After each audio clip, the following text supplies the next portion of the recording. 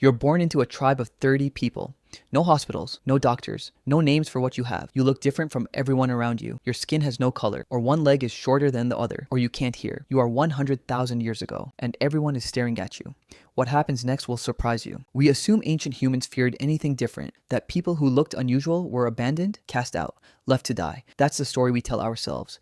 The evidence says something completely different. In 2007, archaeologists excavating a site in Romito, Italy found a skeleton. It was roughly 10,000 years old. The person had severe acromosomic dysplasia, a rare bone condition that severely shortens the arms and legs. In modern terms, a dwarf. Here's what shocked researchers. This person lived to their late teens or early 20s. In a world where healthy adults regularly died from infected cuts and bad winters, someone with limited mobility survived for 2 decades. They couldn't hunt.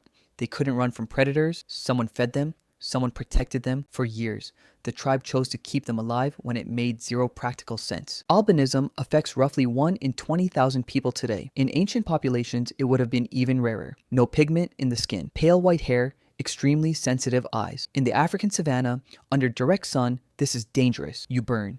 Your vision suffers. You stand out against every background. You are visible to predators from 300 feet away. And yet, anthropologists studying modern hunter-gatherer groups in Africa have documented consistent patterns around albino individuals. They weren't cast out.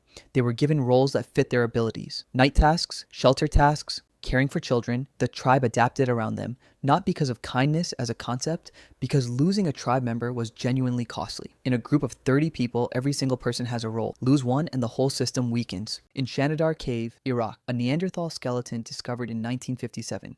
He had a withered right arm, likely blind in one eye, severe arthritis throughout his body. He was roughly 40 to 50 years old. For a Neanderthal that was extremely old, he could not have survived without direct sustained help from others. For years, researchers called him Shanidar 1, but what he actually represents is something nobody expected from a species we once called primitive: intentional long-term care of someone who could give almost nothing back. Here's what the science actually shows. Ancient humans didn't keep different people alive despite their differences. They kept them alive because of them. Someone who couldn't hunt had time to do everything else. Watch children, tend fire, make tools, store knowledge. In a tribe with no writing, the person who stayed in camp all day was the one who remembered everything: where water was last dry season, which plants made people sick, what the sky looked like before the last bad storm. Different wasn't a weakness to ancient humans, it was a specialization. Today, we build entire systems to sort people by what they can't do.